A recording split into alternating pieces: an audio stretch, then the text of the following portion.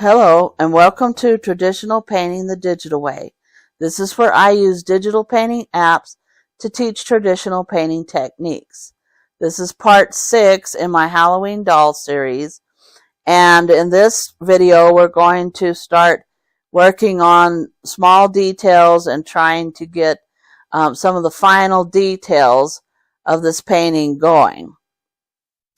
If you're following along traditionally, check out part 1 in this series where I have a list of all the paint, canvases, and brushes that I use.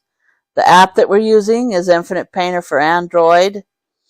And here we're working on the details of the doll's vest and her hands and trying to get the wrinkles on her shirt to show up. We wanted to darken the wrinkles in the shadows and make them look more three-dimensional and to show up. So I'm using some of the highlight color, some of the white color to work on her chaps. She's got cowhide, like spotted cowhide chaps, and they're over her little jeans or whatever, although I think the costume is actually made that it's just the chaps are just made as the pants. But anyway, they've got a spotted cow pattern on them, and then part of them are denim, and then they have fringe on the side. So I'm just trying to work on the shape of her legs and trying to show the roundness of her legs there, and also trying to work on the pattern, the little cow spots on there, trying to make the spotted cow look with the brown colors to sort of be the correct look there. And so I'm just kind of working a little bit on that side there, trying to get that weird splotch of brown. If you're following along traditionally, it's sort of a burnt sienna color, and then trying to make some of the little dots and spots over there on the top of the chaps. And then I wanted to work a little bit on her shoes and try to get they're like little boots or little booties. They're soft and fuzzy, but I thought they would be cute for like a little Halloween boots. So that's why I got them. So anyway, I'm working on the shape of them and trying to get the spots on the chaps correct. And then we need to work on the pumpkins just a little bit too. I wanted to try to get the little pumpkin faces on her shoes to look a little bit more foreshortened, because it's 1 point perspective sort of. So it's going to look foreshortened there on her feet there. So I was working on that and trying to get the shape of her legs correct, because they're bent. Her legs are kind of in a bent position. And again, they're also molded like her hands, so they don't move. They're in the position that they're molded in. They don't move like a silicone doll. So they're kind of bent up from the porch or that she's sitting on there. And so I wanted to try to kind of get that curved look and show the fringe. They have a little edge of fringe on these chaps, and so I'm using sort of a burnt umber. If you're following along traditionally, burnt umber, burnt sienna with a touch of white acrylic gesso would be the highlight there. and you just kind of want to make straight paint strokes there, and then add dark and lights in between, and that will sort of give you the effect of fringe on there. So I wanted to go ahead and try to get that right, but we also need a little bit of some shadow underneath it, because we don't want her to look like she's floating or anything. What I did is I took the doll, I have a doll stand, and I photographed her in the position that I wanted her to, and the light coming kind of from the back of her. It was from the back and a little bit from the right side. And so I put her in a position there, and then I found a background that I wanted, an autumn background on Pixabay, and so cut out her photograph. I did a photo bashing thing where you lasso her or whatever, and you cut out all the background and then impose it onto the photo there. So what you see for the photo reference is a photo bashed picture, just some that I threw together, because I didn't actually film her on that porch. She was on a dark blanket, which in hindsight, maybe I should have had a lighter blanket so I could have seen the shadows a little bit better maybe. But anyway, I was trying to show the shadows underneath her, and her little doll, her pumpkin doll, because we don't want her to look like she's floating. We want it to look like she's sitting on the edge of that porch. So you have to show some of the purple shadows. You can use purple or blue or kind of a darker brown color to make the shadow of her sitting on the weathered wood porch. And then here I'm just kind of working on the spots again, trying to get the correct angle of her legs and trying to show the correct spots on her shaps, and trying to show the shadow there that's under her legs, because it's going to be dark under her legs there, and but still trying to get the black boots to show up. So that was kind of a struggle, is to get certain things to show up in this painting and to get it right. So anyway, I was trying to give the look of the boots. They're kind of like fuzzy little soft booties, but they were also kind of a boot that went up towards her shins on the doll there. And then here I wanted to get the foreshortened look of the pumpkins on her shoes, so I was working on that, trying to widen out her shoes a little bit, because they were really wide and fuzzy. And so I was working on that, and I think those were actual baby shoes, so you can actually buy those on Temu, I think is where I got them, and they were for actual babies, but they fit this doll just fine. So I wanted to add a little bit of a highlight on the end of the shoes to show the shape, that they're kind of a boot shape, and also that they're foreshortened as well.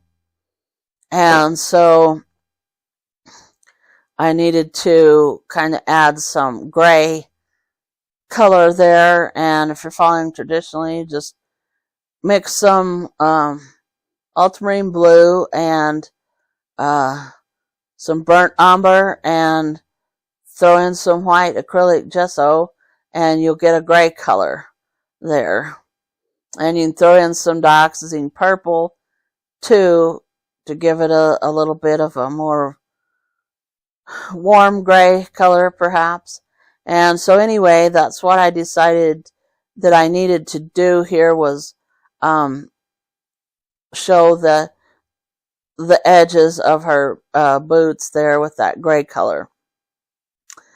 And then I wanted to work on the shape of the pumpkins, and the pumpkins have jagged teeth, and then they've got like a moon shape or whatever for the eyes. They're not completely open, and they're not your traditional triangle look. So they're kind of a moon shape or something, and then they have the triangle nose, but then they have kind of sharp teeth, and so I just wanted to try to get that look. And you can use cadmium orange and probably just throw in a little bit of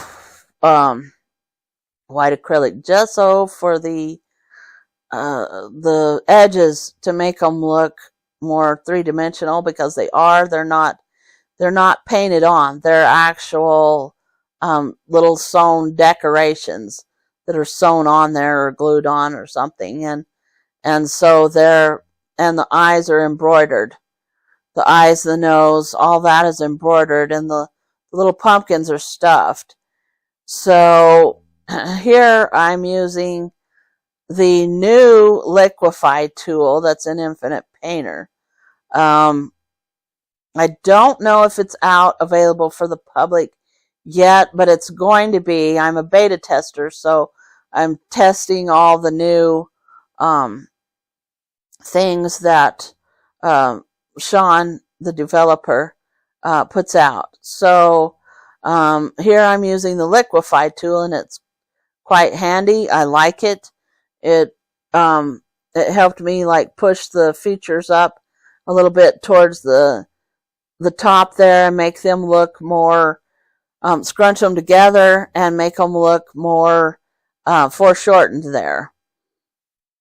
And that saves you a lot of work.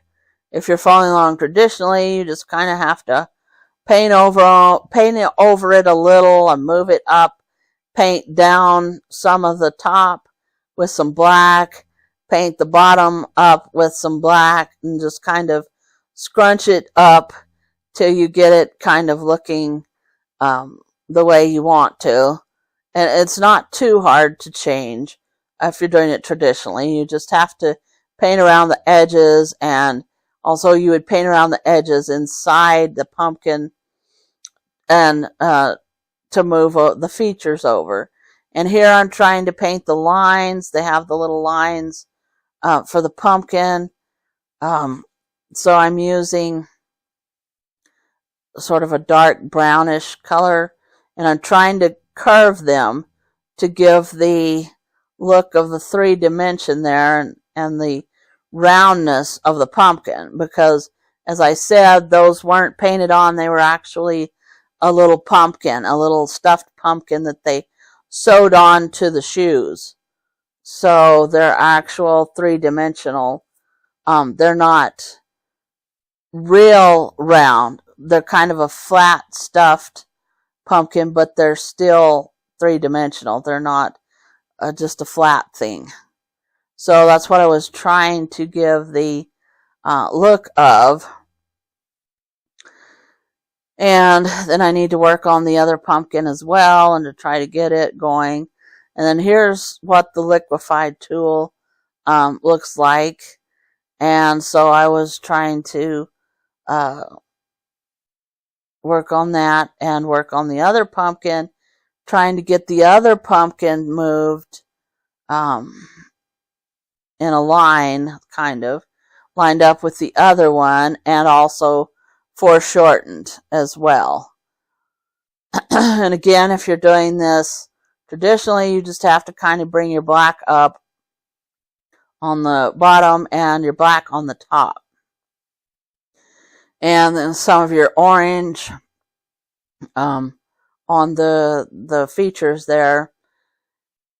And so anyway, but the liquefied tool really does help. It's nice. It's something new that has just been added to Infinite Painter, and it's really quite nice and it helps quite a bit. So I think it might be available already for the public, but I'm not sure. Anyway, we were working on it and trying to see if it works, and I can say that I really like it, and yes, it does work very well. So that's a really good feature to have been added to the Infinite Painter app, because that just comes in handy a lot. So here I'm just trying to work on the features again of the pumpkin, trying to get that funny look that they have, the little round crescent eyes, and the working on his mouth, trying to get his foreshortened look there. And so I'm pushing it up a little bit on this other one again, trying to get the foreshortened look, trying to show that it's that it's three-dimensional, but that it's also one-point perspective there. And so I'm working on the teeth. I had to go back and after you use the liquefy tool, which I think is similar to the distort tool in other art programs. So if you have a program that has a distort, it might do the same thing in some other programs. But anyway, it's called liquefy, the liquefy tool in this one. But anyway, I'm using it again to give the look of the one-point perspective and foreshortening there. So there's a lot of foreshortening in this painting, and that's something you have to learn to deal with to try to get the realistic look. And so I'm just kind of trying to get that on the shoes and get it correctly. And it's looking pretty good on the shoe on the right, and I just need to work a little bit more on the other one on the left side and try to push it up again a little bit. And so I was working some more on the spots and the fringe. I'm just trying to kind of get the spots to look more like what I've got there, what's real on the shaps there, and just kind of get them to match up, because you want kind of again, you're showing foreshortening, so you want kind of a rounded look. And then here I hit the bug that's there again, and so I hit the undo button and hit save. I hit the undo button and it makes it come back, your vanished layer, and then you hit save, and then you exit out of the app and close it completely, and then restart it over again, and it'll do okay. But that's also why you have to save a JPEG for every stage. And in this last part, you're going to see why you have to have a JPEG for every stage. And so if you want to see and you're curious about that, hit the subscribe button. And thank you everybody for watching. Thank you so much for your support. If you have any questions, just leave them in the comments down below, and I will catch you later.